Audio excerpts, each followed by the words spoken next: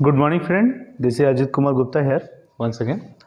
और आज हम लोग जैसे अभी तक एड्जॉर्प्शन को आगे देख रहे हैं सरफेस केमिस्ट्री में हम लोग, तो आज हम लोग देखेंगे कि किस एक्सटेंट तक कोई भी एब्जॉर्बेंट के ऊपर मतलब कि एब्जॉर्ब होगा, इसका एक ग्राफिकल रिप्रेजेंटेशन कैसे होता है क्या नहीं होता है। कहीं ना कहीं हम इतना जानते हैं कि एब्जॉर्बेंट के ऊपर यह जो एब्जॉर्बेट होता है वो कहीं ना कहीं प्रेशर पर डिपेंड करता है। अगर गैसियस एब्जॉर्बेट है तो कहीं ना कहीं वो डिपेंड करेगा कि प्रेशर क्या एक्सटर्नल हो रहा है नहीं हो रहा है, ठीक है ना। अगर सॉल्यूशन होगा तो ऑब्वियसली कंसंट्रेशन पर डिपेंड करेगा।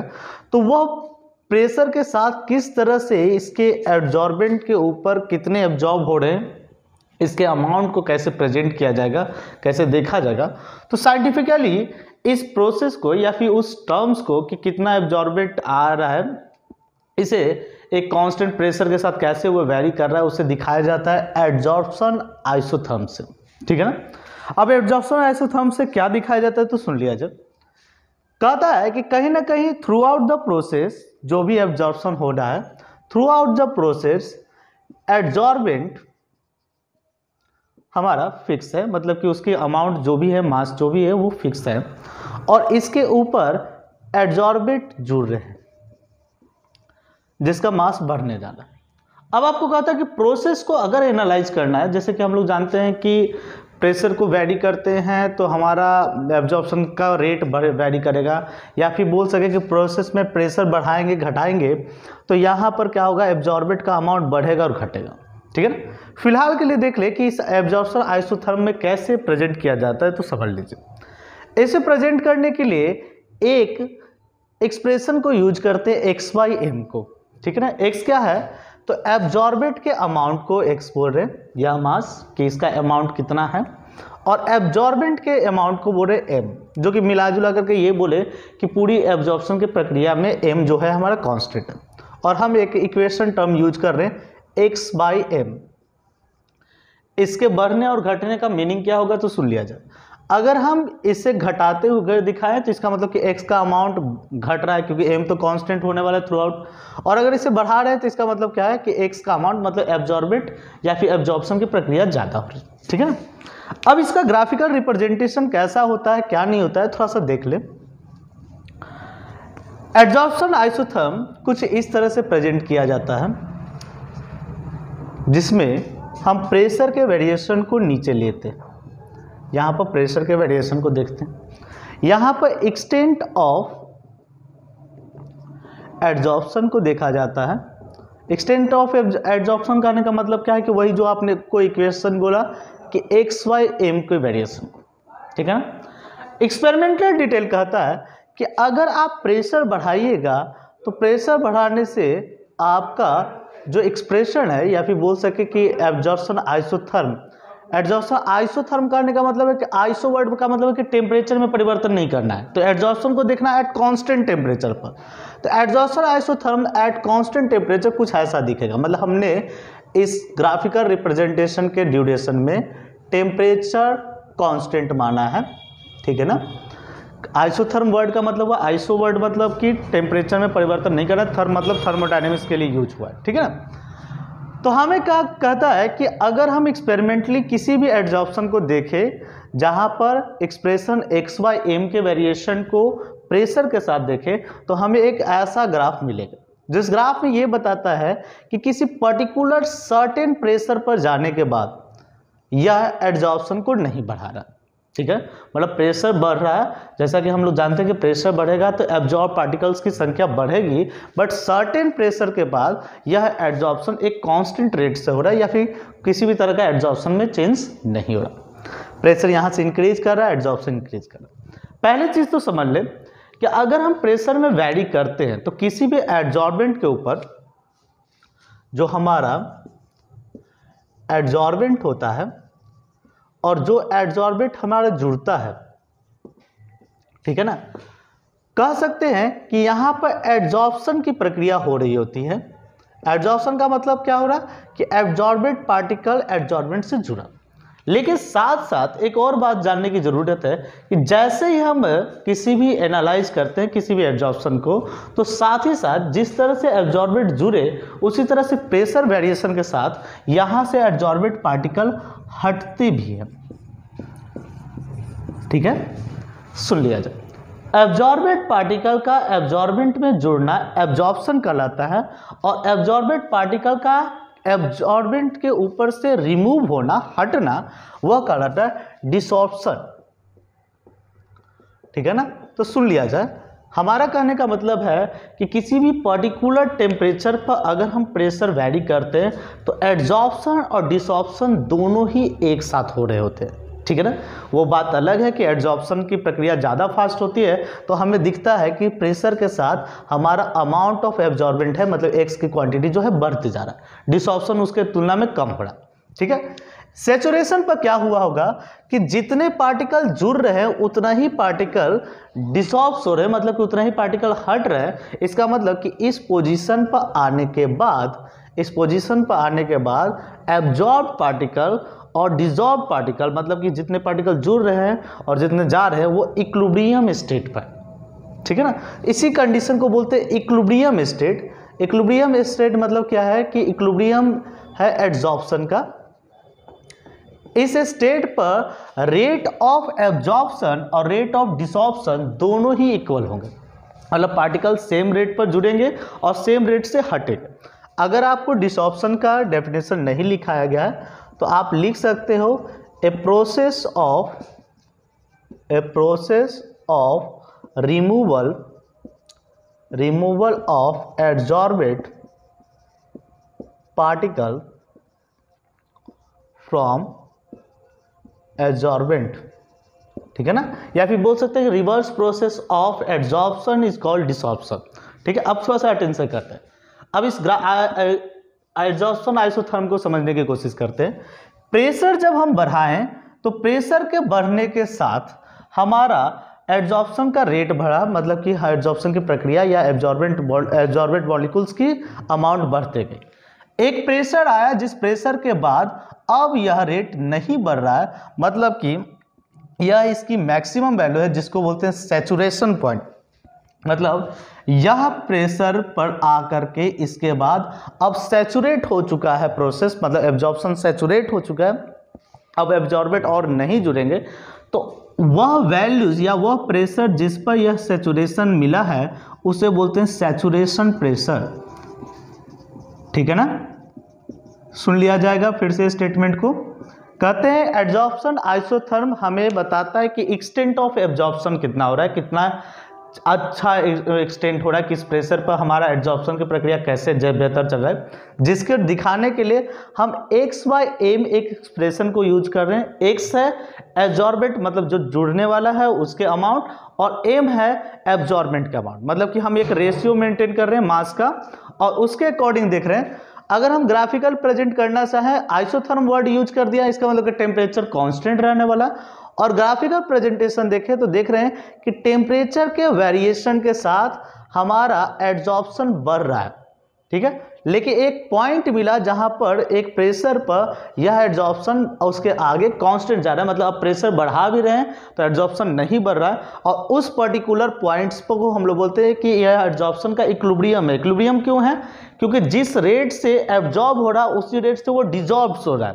डिसॉर्प्शन का मतलब क्या होता है कि एब्जॉर्बेड पार्टिकल सरफेस को छोड़ करके निकल जा रहे हैं, रिमूव हो रहे हैं। ठीक है ना, और हम इस बात को एनालाइज कर रहे हैं कि एब्जॉर्प्शन और डिसॉर्प्शन हमेशा पैरेलल में चल रहा होता है, बट एब्जॉर्प्शन की प्रक्रिया अगर ज्यादा रेट से होता है तो हमें दिखता है कि अमाउंट एब्जॉर्बेड जुड़ते जा रहे हैं। ठीक है ना, तो हम कह सकते हैं कि यह एक ऐसा स्टेट हुआ जिस स्टेट पर एब्जॉर्प्शन डिसॉर्प्शन दोनों बराबर हो रहे हैं। ठीक है, और बराबर होने के कारण ही जितने पार्टिकल, एक पार्टिकल मतलब जुड़ा और एक पार्टिकल हट गया, तो अब हमें नेट वैल्यू में कोई चेंज नहीं दिखा, और इसीलिए हमें दिख रहा है क्या, एड्जॉर्प्शन का एक्सटेंट जितना था उतना ही। ठीक है, वह प्रेशर जिसके रिस्पेक्ट में या वह प्रेशर जिसके कॉरस्पॉन्डिंग हमें यह इक्विलिब्रियम कंडीशन मिला है उस प्रेशर को बोल रहे सैचुरेशन प्रेशर। सैचुरेशन मतलब अब एडिशन वो नहीं कर पा रहा है। ठीक है, वो एक लिमिट है, मैक्सिमम वैल्यूज है। ठीक है ना, तो उस पर्टिकुलर प्रेशर जिसके कॉरस्पॉन्डिंग हमें इक्विलिब्रियम एड्जॉर्प्शन मिल रहा है, एड्जॉर्प्शन का इक्विलिब्रियम मिल रहा है, उसको बोलते हैं सैचुरेशन प्रेशर। अगर हम फैक्ट रिफ्लेक्ट्स को देखें तो फैक्ट डिसऑप्शन अगर आप नोट्स के रूप में लिखना चाहें तो लिख सकते हैं।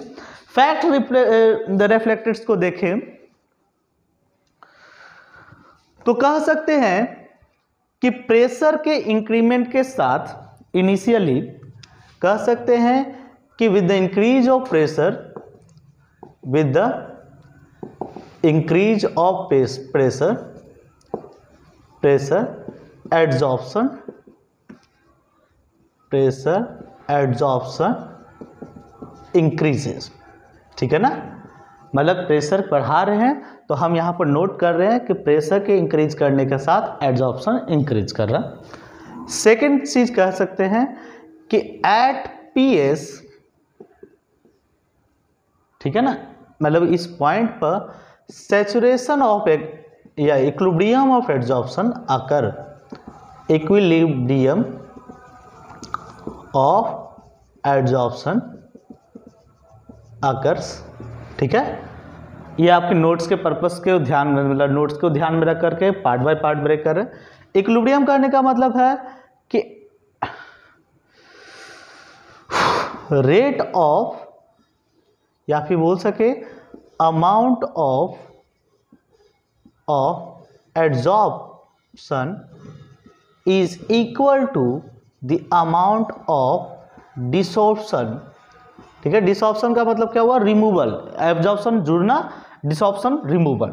ठीक है ना, और हम कह सकते हैं कि पीएस को हमने क्या बोला है, सैचुरेशन प्रेशर। थोड़ा सा इसे समझने की कोशिश कीजिए, अगर आप लोग इसे समझ रहे हैं तो मेरे लिए हेल्पफुल होगा, अदरवाइज थोड़ा सा ये कॉन्सेप्ट लेंदी हो सकता है आगे का।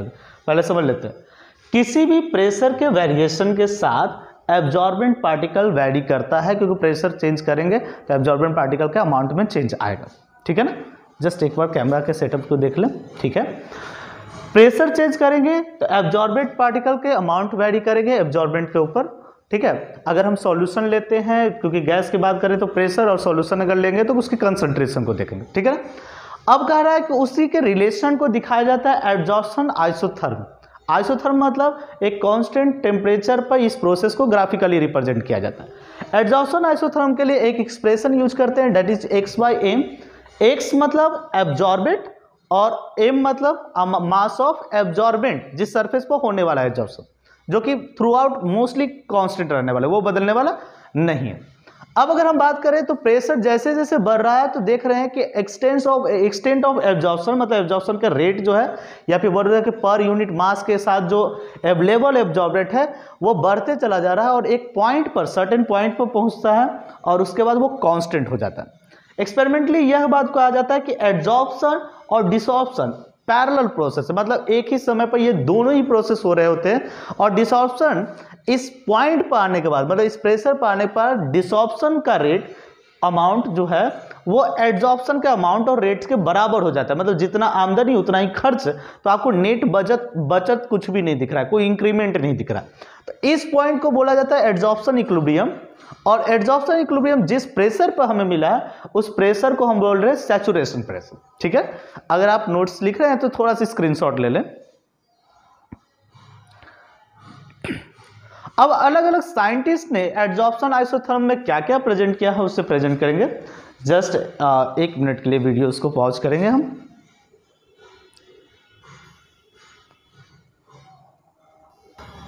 जैसा कि हम लोग जानते हैं कि बहुत सारे साइंटिस्ट हैं जो एड्जॉर्प्शन आइसोथर्म को प्रेजेंट किए। ऐसे तो यूँ तो सिलेबस में देखा जाए तो इसकी कोई लिमिट नहीं है, बहुत अलग अलग साइंटिस्ट आए जिन्होंने प्रेजेंट किया, बट कुछ इंपॉर्टेंट है उनके हम लोग स्टडी करेंगे जो हमारे सिलेबस में का था। पहला है हमारा फ्रॉन्डलिच का। फ्रॉन्डलिच करने का है कि फ्रॉन्डलिच एड्जॉर्प्शन आइसोथर्म जो है वो मिला जुला करके जो अभी अभी हमने देखा वही आइसोथर्म से क्या था एड्जॉर्प्शन आइसोथर्म। इसके अनुसार एक्सटेंट ऑफ एड्जॉर्प्शन, जो कि वही क्वांटिटी x/m के वेरिएशन को प्रेशर के साथ बताया। बस एक्सप्लेनेशन है, कुछ अलग नहीं है, जो हमने पढ़ा है वह भी वही है। और इनके प्रेशर के अनुसार एक्सप्रेशन यही बात कि एक पॉइंट आएगी और कांस्टेंट टेम्परेचर पर कांस्टेंट टेम्परेचर इसलिए कि आइसोथर्म वर्ड का मतलब ही कांस्टेंट टेम्परेचर। कांस्टेंट टेम्परेचर पर एक सैचुरेशन स्टेट मिलेगा, सैचुरेशन स्टेट, और इस सैचुरेशन स्टेट के कॉरस्पॉन्डिंग जो प्रेशर होगा उसे हम बोलेंगे सैचुरेशन प्रेशर। सुन लिया जाए, हम लोग इस आइसोथर्म को देख रहे हैं और इस आइसोथर्म में फ्रॉन्डलिच का, फ्रॉन्डलिच आइसोथर्म में क्या प्रेजेंट किया गया है तो सुन लिया जाए। एक एक्सटेंट ऑफ एड्जॉर्प्शन को बताया गया है और कहा गया है कि अगर हम प्रेशर इंक्रीज करते हैं तो इंक्रीज करते हुए प्रेशर के साथ यह कुछ एक्सटेंट तक इंक्रीज करेगा और उसके बाद यह कांस्टेंट हो जाएगा। इसको और शार्प कर सकते हो आप कर्व को, एक कांस्टेंट अप्रोच करेगा। कांस्टेंट अप्रोच वही डिसऑप्शन का रेट एड्जॉर्प्शन का रेट बराबर हो जाएगा और इस पॉइंट पर, जिस पर्टिकुलर पॉइंट पर सैचुरेशन मिलेगा उसे सैचुरेशन प्रेशर बोलेंगे और सैचुरेशन स्टेट हमें मिलने जाएगा। ठीक है ना। अगर हम इसके इंपॉर्टेंट पॉइंट को देखा जाए तो कहते हैं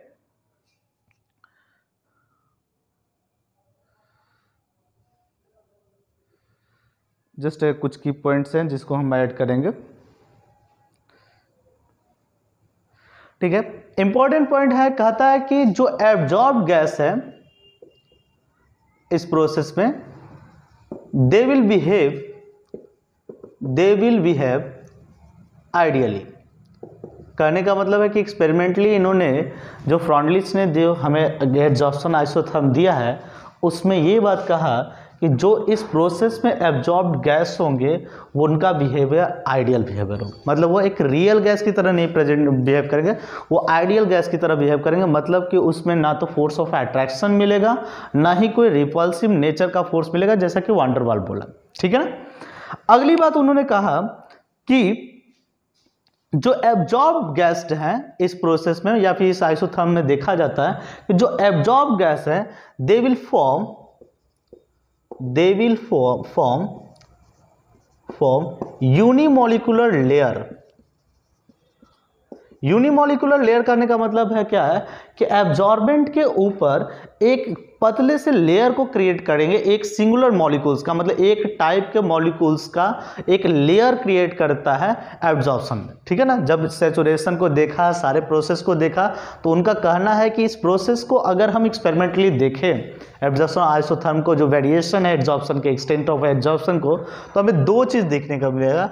एक है कि एब्जॉर्ब गैस आइडियल बिहेव कर रहे हैं, मतलब उसमें कोई रियल फैक्टर नहीं है। दूसरी चीज़ कि ये एक यूनिमोलिकुलर लेयर को फॉर्म कर।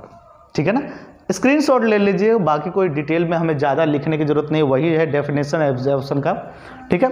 अब हम इसको एनालाइज करेंगे कि यह किस रेंज पर क्या एजम्पशन है क्या नहीं है। ठीक है। थोड़ा सा इस सेक्शन को हम इरेज कर रहे हैं। अगर हम इस एक्सपेरिमेंट या इस आइसोथर्म को देखना चाहें तो इसके अकॉर्डिंग अगर हम एनालिसिस कर रहे हैं, इस एनालिसिस को देखिएगा, इसके according at low pressure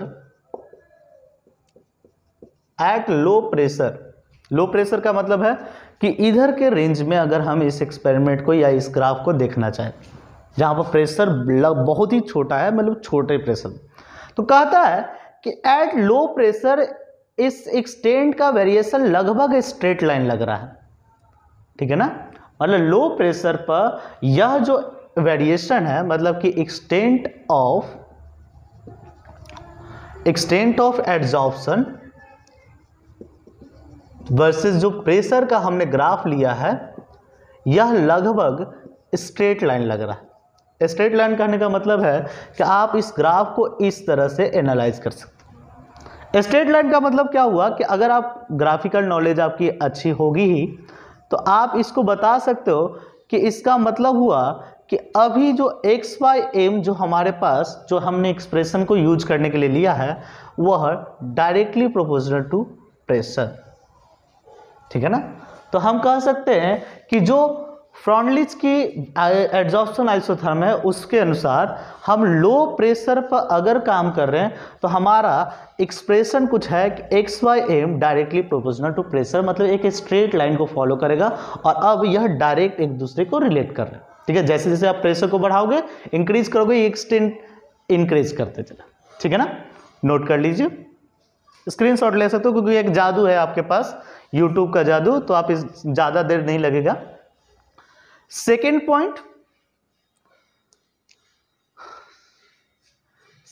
point हम एनालाइज कर रहे हैं कि अगर हम यह देखें कि आफ्टर सैचुरेशन क्या हुआ, तो आफ्टर सैचुरेशन प्रेशर अगर देखें तो सैचुरेशन पॉइंट के बाद अगर हम कह रहे हैं कि प्रेशर अगर बढ़ा भी रहे हैं तो XYM के एक्सटेंट में कोई चेंज नहीं हो रहा है, मतलब कि प्रेशर पर निर्भर नहीं कर रहा है, डिपेंड नहीं कर रहा है, मतलब आप प्रेशर को चेंज करते जा रहे हैं, प्रेशर को इंक्रीज करते जा रहे हैं, बट XYM चेंज नहीं कर रहा है, आपका एक्सटेंट चेंज नहीं कर रहा है, तो इट मीन्स कि आप एक्सप्रेशन को कह सकते हो कि XYM does not depend on pressure के पावर 0, दैट मीन्स कि does not depend on pressure के साथ कोई वेरिएशन नहीं मिल रहा, ठीक है, ओके है ना भाई।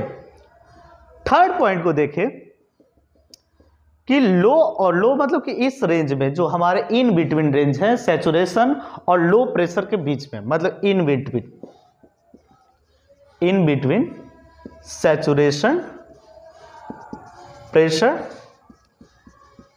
एंड लो प्रेशर, अगर हम इसको एनालाइज करना चाहें तो यहां पे एक शार्प कर्व मिला है। शार्प कर्व का मतलब क्या है कि यहां पर कहीं ना कहीं जो प्रेशर और x के पावर m का जो रिलेशन है वो स्ट्रेट लाइन नहीं है, मतलब कुछ एक्सपोनेंशियल के एक्सप्रेशन में, ठीक है।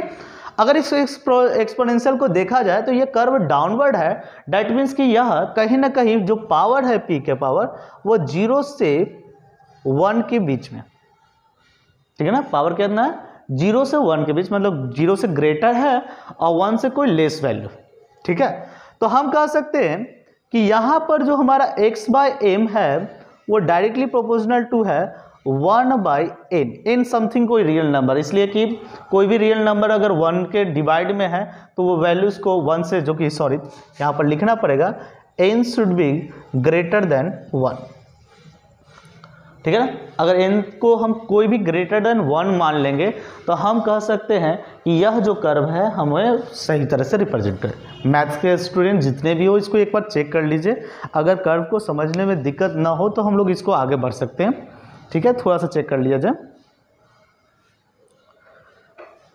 और अगर आप चेक कर लिए तो आप थोड़ा सा ऐसे तो एक्सप्रेशन आप तीनों का निकाल सकते हैं, ग्राफिकल देख सकते हैं, हम इसमें इंटरेस्टेड ज़्यादा है।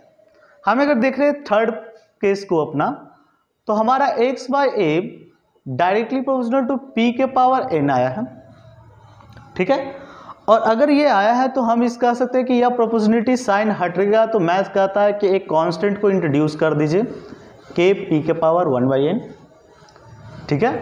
और अगर हम कह दें कि हम दोनों साइड log को यूज कर ले तो log x/m is equal to लिख सकते हैं log k plus 1/a log p।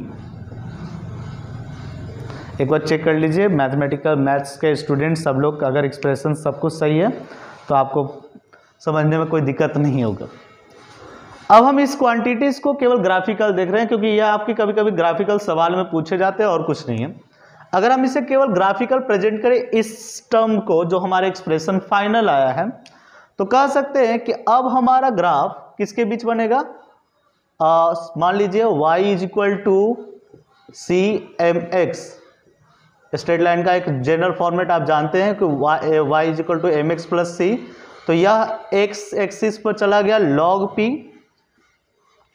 y axis पर गया log x/m, और हमारा c मतलब y इंटरसेप्ट, और यह जो हुआ स्लोप। तो आप कह सकते हो कि अगर हम इसे प्रेजेंट करें तो हमारा यह जो स्लोप है वो हो जाएगा 1/n, और यह जो इंटरसेप्ट है जिसको हम लोग बोल सकते हैं क्या, log के कांस्टेंट, और हमारा यह ग्राफ हुआ log x/m versus log p। थोड़ा सा जल्दी फास्ट गए थे लेकिन इसको हम फिर से ब्रीफ कर देते हैं। हमने फ्रॉन्टलिस के जो आइसोथर्म दिया गया है उसे एनालाइज कर रहे हैं, जो कि एक जनरल आइसोथर्म की तरह है। इसके अनुसार इसने 2 की पॉइंट कहा है कि एड्जॉर्प्शन में यूनिमोलिकुलर लेयर बन रहा है, और जो एड्जॉर्ब मॉलिक्यूल है, अगर हम एज्यूम कर ले, जम्पशन इनकी जो है कि अगर वो आइडियली बिहेव कर रहा है तब क्या मिलेगा हमें रिजल्ट, तो उसको समझे। उसके अनुसार लो प्रेशर में स्ट्रेट लाइन, लो प्रेशर में यह एक स्ट्रेट लाइन की तरह वेरिएशन होगा, मतलब कि जिस तरह से प्रेशर इंक्रीज करोगे XYM इंक्रीज करेगा। अगर सेचुरेशन पॉइंट के बाद की बात करें तो वो प्रेशर पर बिल्कुल डिपेंड नहीं कर रहा है, प्रेशर में आप कोई वेरिएशन लेके आ रहे हो, एक्सटेंड में कोई परिवर्तन नहीं हो रहा। अगर हम इन बिटवीन की बात करें तो इन बिटवीन का जो पावर है वो लमसम ऐसा दिख रहा है कि 0 और 1 के बीच हो रहा है वो वेरिएशन, जो ग्राफिक है। ये सारे डिटेल एक्सपेरिमेंटली लिए हैं, ठीक है। तो 1 और 0 के बीच का मतलब कि p के पावर समथिंग 1/n, ठीक है, और n को हम बोल रहे हैं कि ग्रेटर देन 1 रख रहे हैं ताकि ये वैल्यू 0 और 1 के बीच में आए, ठीक है। और उसी का हम एक इनवर्स रिलेशन को ग्राफिकली प्रेजेंट किए हैं log XYM वर्सेस p को, और जो एक स्ट्रेट लाइन के रूप में बन के है, ठीक है ना। तो इस वीडियोस के लिए फिलहाल इतना ही रखते हैं क्योंकि बहुत बड़ा वीडियो होने जा रहा है, ठीक है। और अगले में हम लोग लैंगम्यूर के आइसोथर्म को देखेंगे और उसको डिटेल करेंगे, ठीक है ना। अगर कोई भी डाउट हो, पर्सनल डाउट हो, कमेंट्स कीजिए प्लीज़, क्योंकि हमारे पास ऑनलाइन के लिए ज़्यादा रिसोर्स है नहीं और इंटरेस्टेड भी नहीं है हम पढ़ाने में बिल्कुल ही, ठीक है। लेकिन अगर कोई भी डाउट्स हैं आप पर्सनली कमेंट्स कीजिए, हम आपके व्हाट्सएप पर भी और यहाँ पर कमेंट्स पर भी सॉर्ट आउट करने की कोशिश करेंगे। Thank you, have a nice day.